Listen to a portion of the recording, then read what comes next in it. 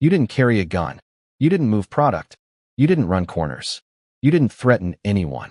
You never got your hands dirty. Not in the way people mean when they say that. You carried a laptop, a calculator, a head full of numbers that other people couldn't read fast enough to follow. That was your weapon. And for 9 years, it was enough to keep you alive. $2,417,000,000. That's the number, not an estimate, not a projection. The exact figure, down to the last dollar, that passed through your hands, your accounts, your shell companies, your offshore structures, your fictional import businesses, your fake real estate portfolios, your ghost restaurants that never served a single meal. $2,417,000,000. Cleaned, pressed, made legal. And now they're looking at you the way they look at a problem they've already solved. You have 72 hours, maybe less. This is how you got here. You were 26 years old when a man named Guillermo Reyes sat down across from you in a restaurant in Guadalajara and offered you a job. You weren't nobody. You had a degree from a real university, a certification that cost you 3 years of your life, and a mid-level position at an accounting firm that paid you just enough to remind you every month how little you were worth to the people above you. You were good at your job, better than good. You could look at a column of numbers and see the story inside them the way other people see shapes in clouds. Patterns, inconsistencies, opportunities. Guillermo knew this. That was the first thing that should have frightened you, that he knew exactly who you were before you'd ever heard his name. He didn't threaten you at that first meeting. He didn't need to. He just explained the work. Consulting, he called it. Financial restructuring for a group of private investors with complex cross-border holdings. He used clean language the entire time. And you let yourself believe the language because the number he put on the table was 3 times your annual salary for a single engagement. You told yourself it was consulting. You told yourself that for almost 4 months. The first time you saw a deposit you couldn't explain, $400,000 landing in a Cayman account from a shell entity that didn't exist 2 weeks ago, you sat with it for a long time. You ran the numbers. You traced the structure. And then you built a layer around it that made it disappear into a legitimate-looking stream of revenue from a construction company in Monterrey that had never built a single building. You didn't ask where the $400,000 came from. That was the deal you made. Not with Guillermo. With yourself. You were 26 years old, and you were very good at math, and you told yourself that the money you were moving existed whether you touched it or not. That someone was going to clean it. That if it wasn't you, it would be someone less careful, someone who would make mistakes, and mistakes brought attention, and attention was dangerous for everyone involved. You told yourself you were actually making things safer. You were 26. You believed it. By year 2 you knew exactly who Guillermo Reyes worked for. You knew because you'd seen the volume. You'd seen the geography of the money, the corridors it traveled, the borders it crossed, the specific cities where it pooled before being pushed through your structures and emerging clean on the other side. You knew because a man with legitimate investors doesn't have 19 different cash-intensive businesses all generating suspiciously consistent revenue regardless of season, economy, or market conditions. You knew because one night you ran the numbers on a single month's deposits and realized that the fictional restaurant chain you'd helped create would have to be serving 30,000 meals a day to account for the declared income. Nobody was eating those meals. You were 30 years old by then. You had an apartment in a city that wasn't your hometown. You had a car you paid cash for. You had a savings account that you never touched because you didn't know how to touch it safely, how to spend money that you couldn't explain without creating exactly the kind of paper trail you spent your days destroying. You had become very good at your job. Guillermo introduced you to the man above him in year 3. You won't say his name here, not because you're protecting him, but because saying his name in the wrong context has a way of making people disappear, and some habits take time to break. You'll call him the director. That's what everyone called him. Not to his face. Never to his face. The director shook your hand. He told you that you were an asset. He used that word specifically, and you understood it was both a compliment and a classification. Assets were valuable. Assets were protected. Assets were also owned. That was the moment the door closed behind you. Not with a threat. Not with a gun on the table. With a handshake and a smile and the word asset, spoken in a quiet room by a man who had never in his life needed to raise his voice to make something happen.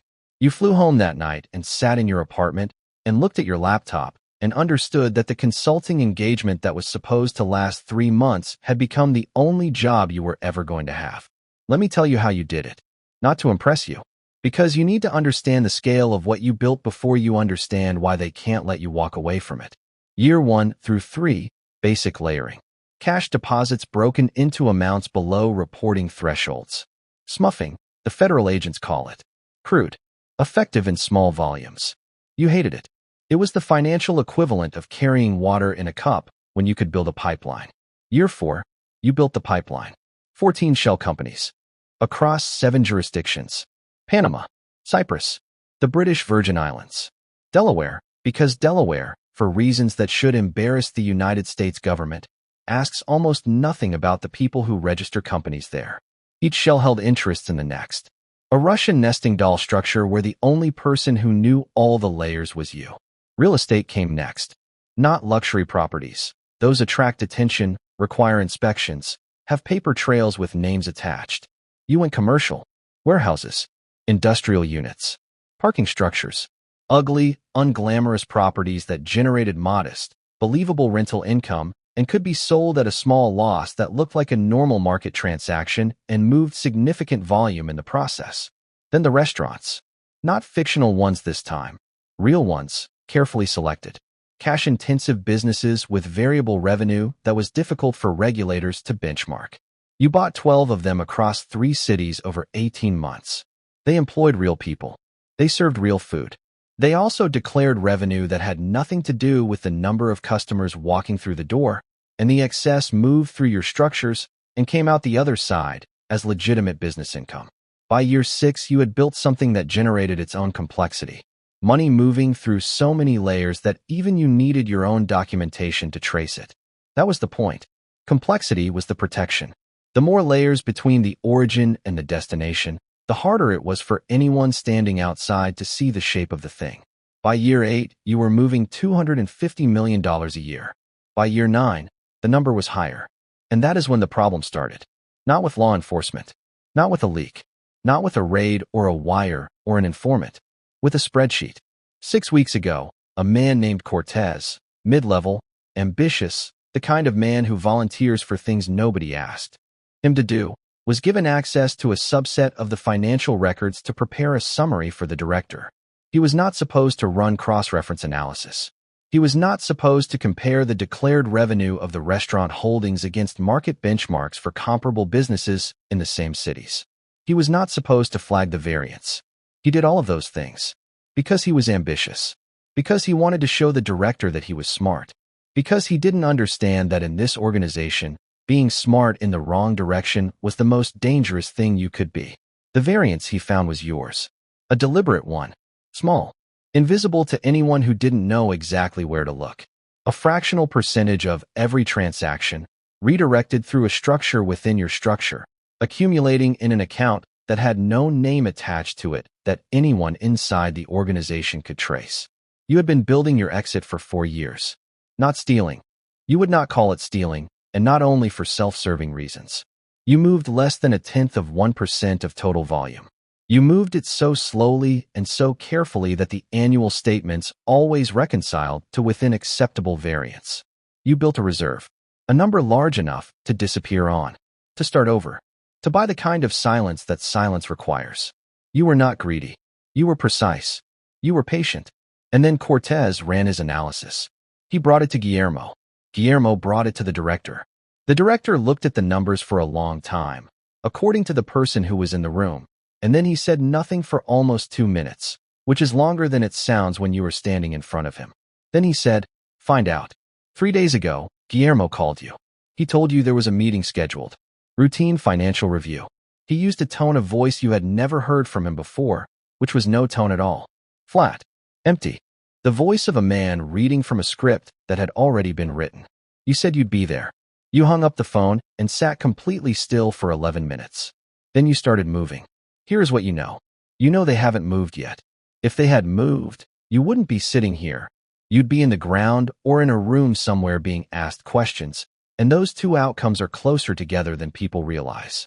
They haven't moved because the director is careful, because the director wants certainty before he acts. And certainty takes time, and time is the only currency you have left. You have the account, the exit account. The number in it is enough. Not extravagant, Enough to become someone else in a country that doesn't share financial data with anyone you're running from. Enough to live quietly. To stop. To become the kind of person who wakes up in the morning without running calculations before their feet hit the floor. You also have something else. 9 years of documentation. Every structure. Every shell. Every account number. Every transaction above a certain threshold. Every name attached to every company attached to every dollar that passed through your hands. You built it as insurance, the same way you built the exit account. Quietly, patiently, over years, in a format that is encrypted and stored in 3 locations that are not your home, not your office, not anywhere they have already searched or will search first. The question is what you do with it. Option 1. You run. Clean. You access the account. You move. You disappear. You use the documentation as a dead man's switch, an instruction to release it automatically if you don't check in at specific intervals. You leverage it without using it. You buy your silence with their fear of what happens if you stop being silent. Option 2. You go to the federal authorities. You walk into a building with a flag outside it, and you put everything on the table and you say, I will give you $2 billion of documented criminal activity and the names of every person connected to it. And in exchange, you give me a new name and a new city and the specific promise that I live long enough to use them. Option 3. And you have been sitting with this one the longest. You do both. You run first. You get distance. You get safety. And then, from somewhere they cannot reach you quickly, you make the call. Not because you suddenly discovered a conscience. Not because you're pretending 9 years of this was anything other than what it was. Because the director has already decided what happens to you. And the only move that changes the outcome of a decision that's already been made is to change the board entirely. You check your watch. 41 hours since Guillermo's call. You have a bag. You have a passport, not the one they know about. You have a number memorized that belongs to a federal agent whose name appeared in a newspaper 3 years ago in connection with a cartel prosecution, a name you filed away the way you filed everything, carefully, in case it was ever useful. It is useful now. You stand up. $2,417 million. 9 years. 14 countries. 41 shell companies. 112 accounts. 12 restaurants. 9 warehouses. 1 director who has never needed to raise his voice. And 1 accountant who is very, very good at making things disappear, including himself. The door is in front of you. You pick up the bag. Whatever happens in the next 72 hours, one thing is already certain. They built the perfect machine. They just forgot that the man who built it knows every single way to break it.